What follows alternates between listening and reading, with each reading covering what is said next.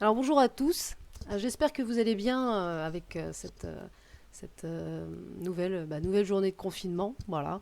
Donc pensez à bien rester chez vous hein, pour protéger les autres et vous-même. Je ne sais pas si ça se voit, mais si je me rapproche un peu, vous verrez un petit peu, j'ai des cernes. Voilà, donc on va dire que 2 journées dernières un petit peu fatigantes. Et, euh, et j'aimerais vous raconter donc une petite histoire. Après cette petite histoire, je voulais faire un point avec vous, essayer de décrypter un peu l'histoire en elle-même. Voilà. Le processus un peu qui s'est mis en place et qui a fait que cette histoire devienne ce qu'elle a été. Voilà, pour résumer. Alors, je vous explique. Il y a 2 jours, je passe un coup de téléphone. Et suite à ce coup de téléphone, je me rends compte que je me sens essoufflée. Alors, j'ai juste parlé. Au pire, je parlais en marchant chez moi. Je faisais les tours en fait. Juste après, je crois que je suis partie chercher une baguette à la boulangerie. Je remonte mes escaliers. Et là, je me dis, je force en fait à l'inspiration. Alors, un petit truc dans ma tête arrive. Ah, symptôme. C'est bizarre. Alors, je me dis, c'est bizarre, pourquoi? Parce que c'est quelque chose, je me connais. Je suis sportive, je sais qu'au niveau de la respiration, simplement en marchant dans ma cage d'escalier, c'est pas quelque chose qui va me faire habituellement. Je vais pas être essoufflée. Donc, bon, jusque-là, ça va. Euh, je me retrouve dans mon quotidien, et puis c'est vrai que ça faisait 2 jours que j'alternais. J'avais chaud, j'avais froid, donc je me couvre, je me découvre, et bon, je me questionne. Je me dis, bon, par prévention, je vais peut-être aller à la pharmacie pour aller acheter un thermomètre. Voilà, parce que pas la science infuse, hein, là, c'est pas en mettant ma main sur mon front que je vais réussir à donner un chiffre. Soyons clairs et logiques. Ou autre technique qu'on a pu me suggérer, que je ne dirai pas en ligne parce que c'est un peu dégoûtant. Voilà. Donc, j'y vais. Je pars à la pharmacie, je remplis mon petit papier au cas où. Donc il est 18h30 et là je passe devant la première pharmacie et le rideau se ferme juste devant moi. Alors je suis mince. Ok, je sais qu'il y en a une deuxième sur la place, pas très loin. Alors je commence à accélérer un peu mon pas. Alors à la base, bon bah, je me sens un peu essoufflée en marchant chez moi sur du plat. Donc là, j'accélère effectivement le mouvement et je me mets à la fin de course à courir sur le parking parce que je vois que la pharmacie est encore ouverte. Chose faite. Alors imaginez, il faut que j'aille à l'heure. Je rentre, il y avait une personne qui faisait la queue, enfin qui était occupée avec une pharmacienne, et donc une pharmacienne disponible avec un masque et qui attendait donc le prochain client. Je rentre, donc imaginez-vous, je viens de me taper un sprint. Donc, je suis là. Bonjour, je venais savoir si vous aviez un thermomètre. Donc, elle me dit, ah bah non, la rupture de stock. Elle me dit pourquoi, il y a quelque chose qui va pas. Mais déjà dans ses yeux, et moi j'arrive, je suis essoufflée. Je lui dis, ah, en fait, j'ai ressenti, là, il y a pas très longtemps, j'étais un petit peu essoufflée, et bon, bah voilà, je sais que j'ai peut-être de la température parce que j'ai chaud, j'ai froid, bon, je veux juste vérifier, quoi.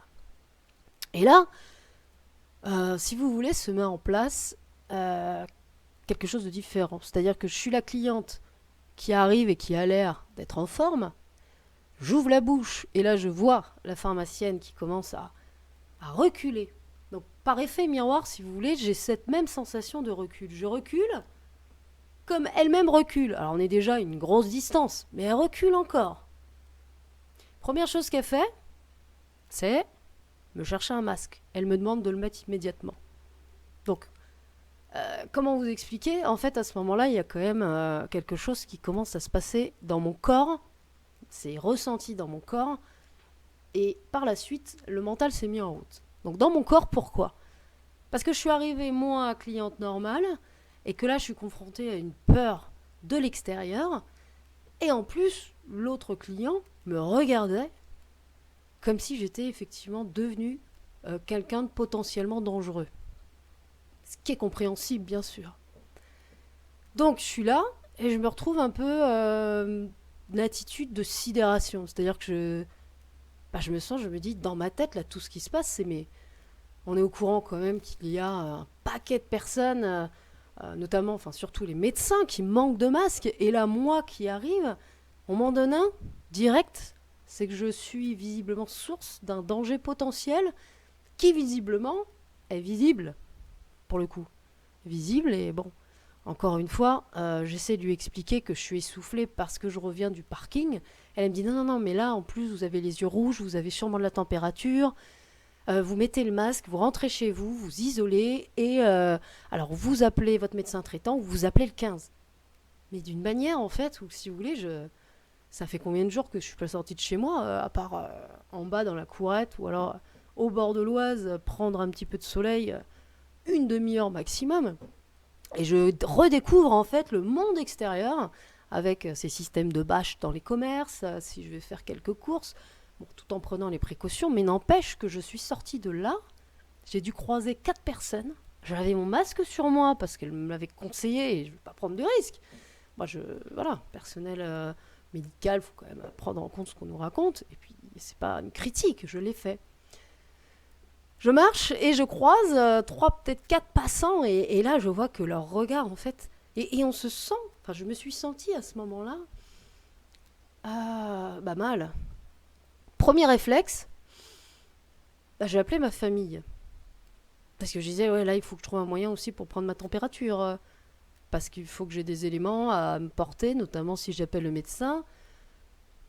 Et là, et bah dans la tête, comme une vidéo que j'avais faite la dernière fois, se met en place une sorte de crainte qui s'exprime, là en l'occurrence, par l'extérieur et que j'ai moi-même intégré. Comme là, je me suis dit, mais je suis en danger et je peux mettre en danger les autres. Donc si vous voulez, ça change un peu là d'un coup de perception. Alors, de manière, on pourrait dire exagérée pour certains, mais bon, moi je trouvais ça légitime. Donc je décide de me poser des questions. Je me dis, ça fait 2 jours à peu près, ouais, je mange moins. J'étais courbaturée la semaine dernière alors que je n'avais pas spécialement fait de sport. Oui, je suis fatiguée depuis 2 jours. Je ressens une fatigue, j'ai besoin de m'allonger alors que c'était pas le cas. Bon, j'ai la gorge un petit peu irritée. C'est vrai que des fois je toussote, mais bon, je tousse pas vraiment. Et puis j'ai pris ma température vu qu'on m'a fait passer un thermomètre et j'ai pas de fièvre. Mais on entend tellement qu'en fait on peut ne rien avoir que on peut quand même être, on peut être contaminé par ce virus. Donc évidemment, en prenant en compte toutes les informations entendues depuis le début du confinement, tout se mixte, ça fait des liens dans sa tête. Et là, eh ben c'est complexe. Donc, donc voilà. Donc c'était juste pour surtout exprimer cette situation au final. Et je me suis mis dans une petite panique. Et j'ai aussi également à travers ça fait paniquer mon entourage. Enfin, paniquer peut-être pas, mais en tout cas, pas à ce point-là. Mais en tout cas, ils ont été là pour me dire qu'il fallait pas non plus que je m'en fasse. Mais après, je me suis dit, mais il y a quelque chose qui me stresse beaucoup plus que de me dire que je suis porteuse ou que je peux avoir le virus. Parce qu'au fond, je suis chez moi, je sais très bien que je vois personne, enfin, je n'ai pas de contact direct avec les autres. Et moi, quand je sors, comme beaucoup d'entre nous, je prends mes précautions. Donc. Mais surtout, ce que je me dis, c'est que 10 jours en arrière, j'étais chez mes parents, par exemple. Et que on a peut-être un proche, moi, mon papa, qui a une santé fragile. Donc c'est ça qui est resté incrusté dans ma tête. C'est ça, c'est de me dire, on écoute les informations, on a des régions où on fait des tests à gogo. Ici, on nous dit qu'on n'a pas assez de tests et que ça sert à rien. Mais en même temps, qu'est-ce qui alimente aussi la crainte quand on ne sait pas? C'est de ne pas avoir de réponse. Donc c'est pas simplement le fait que ce soit une attaque physiologique ou anatomique du corps, le virus. C'est aussi tout l'impact mental que ça peut avoir sur une situation. Parce qu'à la base, avant de me dire je suis un peu essoufflée, je me disais pas j'ai le Covid-19. Alors, le soir même, disons que j'avais ce questionnement qui était en tête, et surtout, je me disais, mais il faut que je sache. Il faut que je sache. Très mal dormi, du coup, parce que j'y pense, je pense, voilà, une partie de moi qui pensait, qui restait inquiète. Là, je vais pas tout de suite penser à mettre en place des stratégies pour arrêter de penser, puisque là, pour moi, c'était quelque chose d'essentiel à ce moment-là, si vous voulez, de savoir. Donc, je me lève à 6 heures du matin, fatiguée. Et à 8 heures, je décide de prendre la voiture et de me dire, je vais aller aux urgences.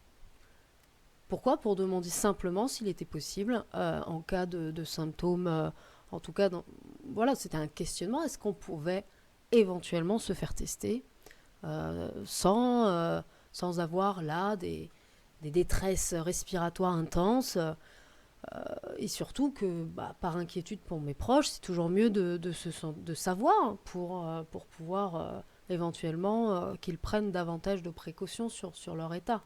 Voilà, c'était juste ça. Donc si vous voulez, c'était d'un sens, je peux dire que c'était irrationnel. C'était la seule chose pour moi qu'il fallait que je fasse. Voilà, je devais avoir une réponse. Je me retrouve aux urgences, bon, l'accueil fermé, je me dis, bon, je vais retourner dans la voiture, je vais quand même réfléchir parce que là, ça me paraît quand même un peu impulsif. Bon, il a fallu quand même que je rappelle mes proches une seconde fois pour me dire, bon, je vais rentrer. Voilà, je vais rentrer, je vais appeler mon médecin généraliste, je vais prendre rendez-vous. J'ai eu un rendez-vous le lendemain, donc c'était assez rapide. Et en attendant, bon, j'ai trouvé des petites stratégies que j'ai pu déjà expliquer dans mes autres vidéos pour me relaxer simplement. Voilà. Donc, même si la respiration, je me disais qu'elle était un peu encombrée, j'avais cette sensation-là. Mais bon, en même temps, à force d'y penser, il y a une accentuation du phénomène qui se produit et j'en avais tellement conscience à ce moment-là de cette accentuation aussi et de cette inquiétude peut-être qui n'était pas réellement fondée. Donc je suis rentrée, voilà, donc médecin. Je me retrouve dans son cabinet donc aujourd'hui, ce matin même. Euh, J'essaie de lui expliquer un petit peu mes craintes par rapport juste à mes proches, surtout. Je suis bien évidemment consciente que ce médecin doit être confronté tous les jours à des personnes comme moi qui se disent « Ouh là là, j'ai peur ». Donc bon, voilà, il a été rassurant d'un certain sens. Après, il y avait des tests disponibles, je les ai vus, j'ai les gros cotons-tiges qui étaient devant moi. À aucun moment, il m'a suggéré, ou alors il m'a dit qu'il faudrait que je le passe. Alors, c'est sûr que sur le moment, c'est un peu frustrant parce que c'est juste devant soi. Et on se dit pourquoi moi, je n'aurais pas le droit? Parce que je m'inquiète pour ma famille aussi. Alors que on voit bien dans les médias, que ce soit les politiciens ou que ce soit certains sportifs de haut niveau sont testés systématiquement. Bien évidemment que la question est légitime. En tout cas, c'est comme ça que je me la pose.